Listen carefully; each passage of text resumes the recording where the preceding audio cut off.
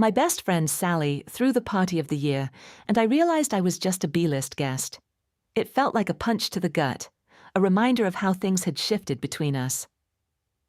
That night, I learned a hard truth about our friendship. Let me take you back to the beginning. Sally and I go way back. Our friendship was forged in the halls of our elementary school, where we became inseparable at the tender age of 8. Our connection was the kind that seemed unbreakable, the kind that could stand the test of time and distance. We were the quintessential best friends, bonded over shared secrets, laughter, and a mutual understanding that only the closest of friends possess. As we grew up, life naturally took us in different directions. We went to different colleges, each of us eager to carve out our unique paths in the world. Despite the geographical distance, we stayed in touch, visiting each other whenever we could manage the time. The rhythm of our friendship became a dance of visits and phone calls, with each holiday break bringing a renewed closeness. After graduation, I found myself 3 hours away from Sally. It was a distance that seemed both manageable and insurmountable at times.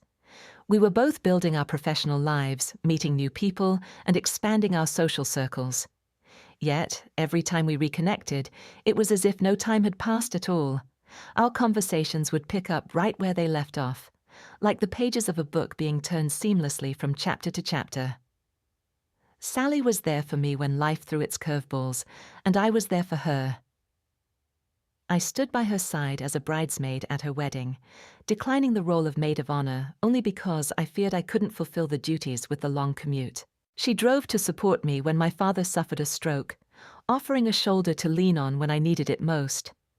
Our friendship was a tapestry woven with moments of joy and sorrow, laughter and tears. When Sally's marriage unraveled due to her husband's infidelity, I was there to help her pick up the pieces. We were a constant in each other's lives, and I always believed that, no matter how life twisted and turned, we would always be there for each other. Fast forward to the present, and Sally was turning 30, a milestone birthday that she decided to celebrate with grandeur. She planned a lavish party at a banquet hall, complete with catering, a DJ, and all the trappings of a celebration befitting the occasion. It was an event I wouldn't have missed for the world. I booked a hotel room, prepared to drive up, and celebrate my best friend's special day. As I arrived at the venue, excitement bubbled within me, mingled with the anticipation of seeing Sally and reconnecting with familiar faces.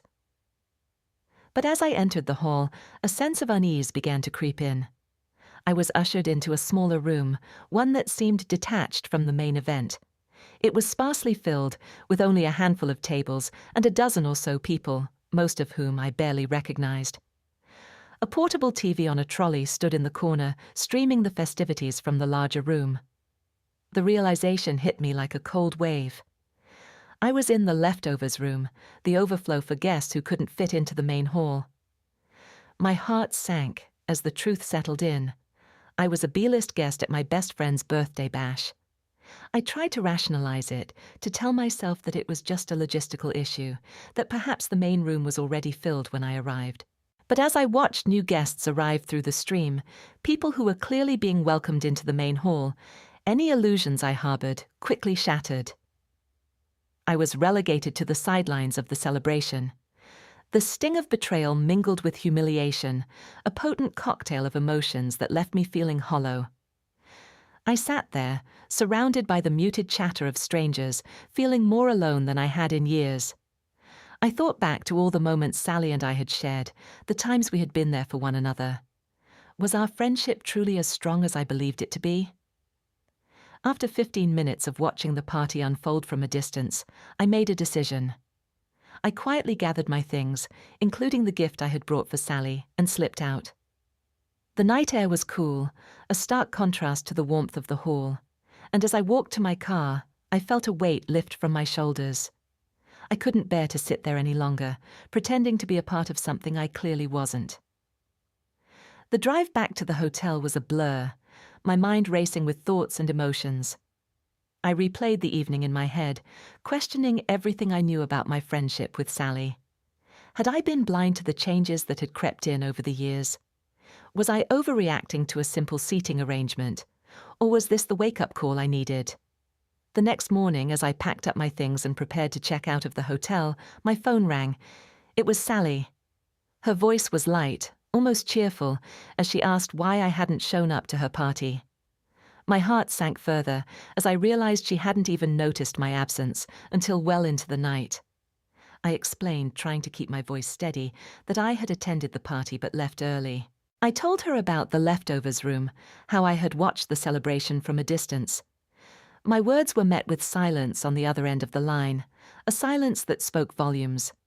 Sally suggested we meet for lunch, a chance to catch up, and for me to give her the gift I had taken back with me. But I declined, citing plans I had made for the afternoon. It wasn't a lie, but it wasn't the whole truth either. I needed time to process, to understand where we stood.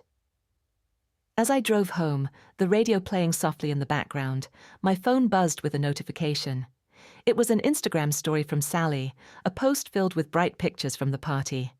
Her caption stung, a passive-aggressive jab at those she felt had let her down. "People who claim to love me don't show up," she wrote, "but I can't help that so many people wanted to celebrate with me." Her words echoed in my mind, mingling with the voicemail from her mother that chimed in soon after. Disappointment, they both said, in different words.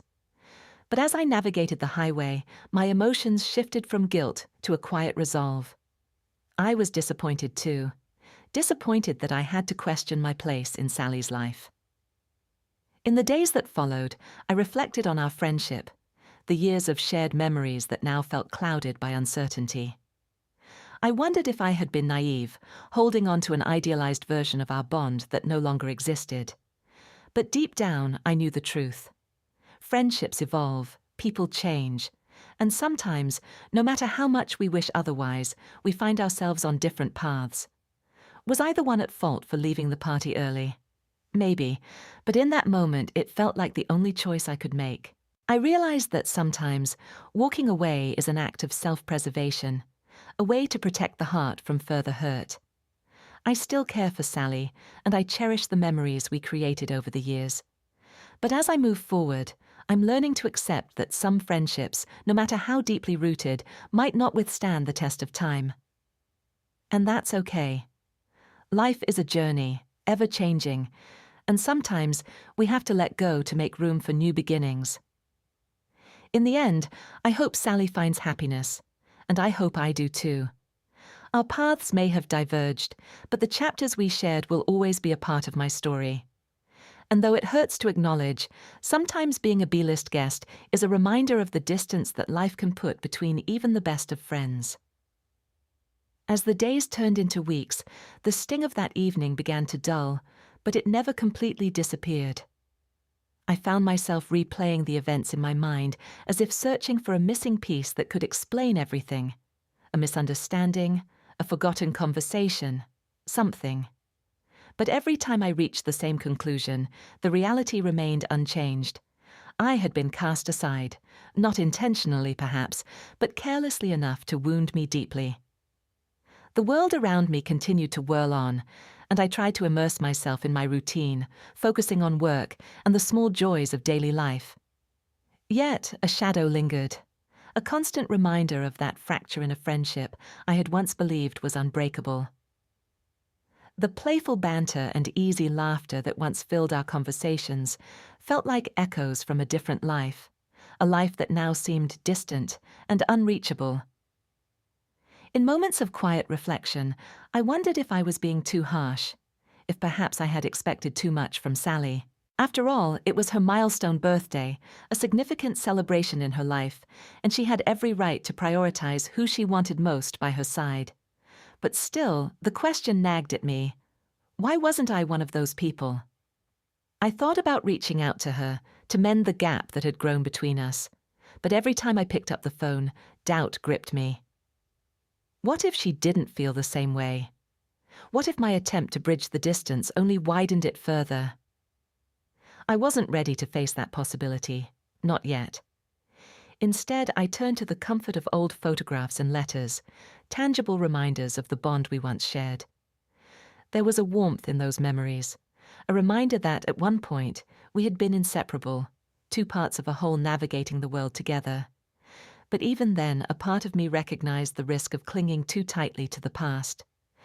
Life, as unpredictable as it is, often teaches us the hardest lessons through experiences we'd rather avoid. This was one of those lessons.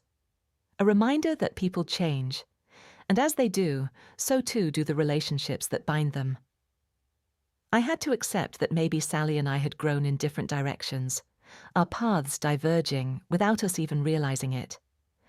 One evening, as I sat on my porch watching the sun dip below the horizon, painting the sky in hues of pink and orange, I felt a sense of calm wash over me. It was in that moment of solitude that I realized something profound. I had been so focused on what I had lost that I had forgotten to appreciate what I still had: my sense of self, my resilience, and the capacity to open my heart to new experiences. I began to reach out to other friends, nurturing relationships that had been neglected in my preoccupation with Sally. Slowly, I built a new network of connections, rediscovering the joy of shared experiences with people who valued my presence. It was liberating, a breath of fresh air that invigorated my spirit and reminded me of the beauty in new beginnings. And as I navigated this new chapter, I held no ill will towards Sally. If anything, I hoped that one day we might find our way back to each other, even if it was just as acquaintances who once shared a deep bond. But if not, I was content with the knowledge that the friendship we had, for all its worth, had taught me invaluable lessons about love, loyalty, and the importance of knowing one's worth. In the quiet moments when doubt still crept in, I reminded myself that life is not static. It's a continuous flow of change and growth, and sometimes embracing that change is the bravest thing we can do. I was no longer a B-list guest in my own life, but the main character in a story unfolding with every choice and every new connection. Perhaps the greatest gift Sally gave me was the opportunity to learn this lesson, a lesson in letting go and moving forward with grace. And as I stepped into the future, I did so with an open heart, ready to embrace whatever came next, confident in the knowledge that I was exactly where I was meant to be. Stick around for more stories.